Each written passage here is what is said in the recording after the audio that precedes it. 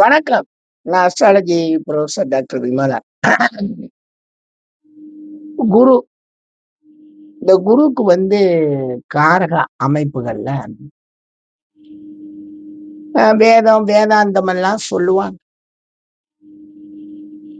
ஆனா சத்தரிசனம் சொல்லி 6 வகை தரிசனங்கள் இருக்கு. இந்து சமயம் அந்த வேத அந்த சனாதன சமயத்துல. அதுல மீமாம்சம்னு ஒண்ணு இருக்கு. சாங்கிய யோக, நியாய வைசேடிக மீமாம்சம் அப்படின்னு 5 தான். ஐவகை தரிசனம் தான். அந்த மீமாம்சம்ங்கிறத 2ஆ பிரிச்சிருப்பாங்க. பூர்வ மீமாம்சம், உத்தர மீமாம்சம். அந்த மீமாம்ச தத்துவத்துக்குள்ள சேஸ்வர மீமாம்சர்கள், நிரீஸ்வர மீமாம்சர்களும் பிரிப்பாங்க. இது ஒரு தத்துவம். இந்த தத்துவம் என்னன்னு நான் இன்னொரு ஸ்கூல்ல சொல்றேன். இதற்கு காரகனாக குரு இருக்கார். அப்படி அவர் காரகனா இதுக்கு இருக்கிறப்ப ஜோதிடத்துக்கு அவரை காரகனாக கொண்டு வர்றார். உத்தரகாலாமிர்த எழுத்தாளர் அதையும் சேர்த்து கொண்டு வர. ஜோதிடத்துக்கும் இந்த குரு தான் காரகன். சந்தோஷமா இருக்கு. ஜோதிடத்துக்கு குரு காரகன் இல்லைன்னு நம்ம மறுக்கல. ஆனா அதே அடிப்படையில புதனும் ஜோதிடத்துக்கு காரகனா வர்றான். இங்கதான் சிக்கல். இவர் மீமாம்சத்தையும் வேதத்தையும் வேத பாராயணங்களுக்கும் சம்பந்தப்பட்டவராக இருக்கக்கூடிய குரு எந்த வகை ஜோதிடத்தை சொல்ல போறாரு? ஒரே வித்தைக்கு அதிபதியாக சூழ்நிலைக்கு தகுந்த மாதிரி மாற்றங்களை ஏற்படுத்தக்கூடிய அந்த புதன் எந்த வகை ஜோதிடத்தை கூற போறாரு அப்படின்னா, ஜோதிடத்துல இருக்கக்கூடிய அந்த பலன்கள் சொல்லக்கூடிய அடிப்படையில வரக்கூடிய அந்த இந்த கோள் இப்படி இருந்தால் இன்ன பலன்கள்னு நம்ம சொல்றோம் இல்லையா? அதுக்கு இவர் காரகனாக மாறுகிறார். யாரு? குரு. ஆனா அதே அடிப்படையில கணித ரீதியாக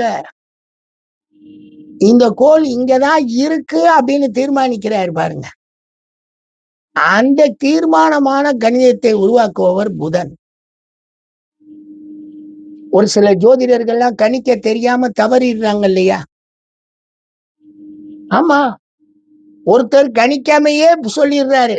இந்த கிரிக்கெட்ல ஒருத்தன் அந்த சேலத்துல இருக்க ஒரு பையன் சொன்னான் இல்லையா, இந்த தடவை புதிய மனிதர்கள் தான் வருவான்னு சொன்னே அவனை தமிழ்நாடு அடே அப்ப பெரிய ஜோசியன். அவன் சும்மா உளர்னான். எந்த கணக்குமே கிடையாது.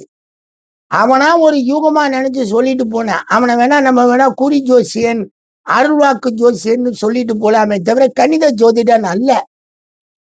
அவனுக்கு இந்த குரு பொருந்தும். ஆனா கணித ஜோதிடம் சொல்லி சொல்லி கணிதக்கு வர்றேன்னு சொல்லி ஒரு ஜோசியர் என்ன பண்றாரு,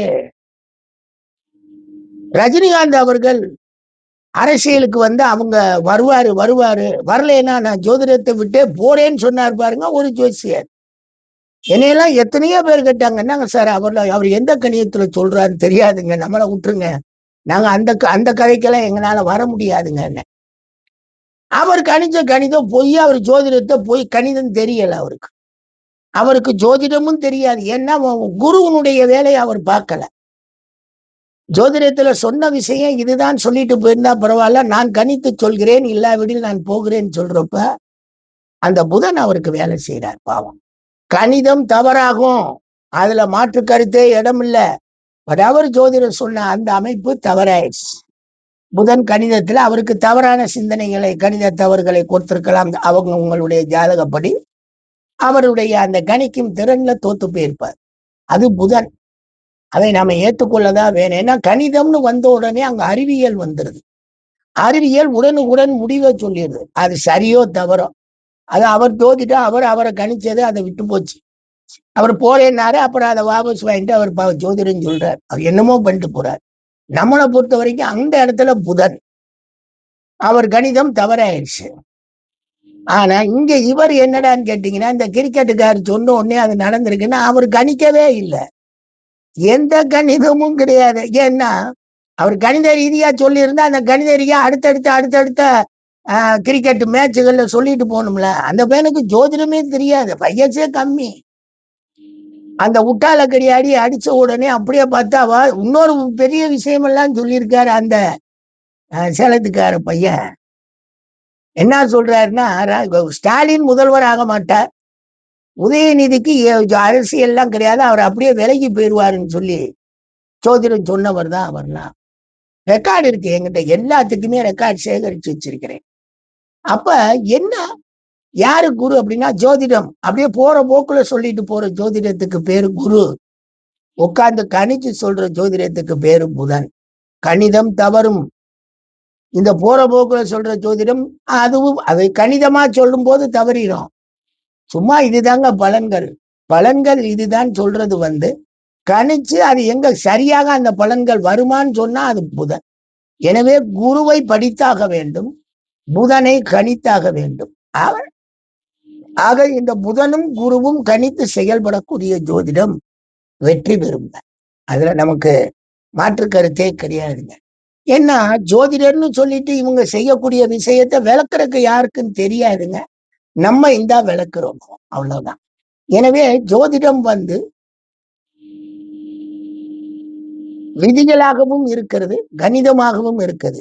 எப்ப விதிகளும் கணிதங்களையும் இணைத்து சரியாக சொல்லக்கூடிய ஜோதிடர் வருகிறாரோ அப்பொழுது அவருடைய ஜோதிட பலன்கள் வெற்றிக்கு கொண்டு போகும்.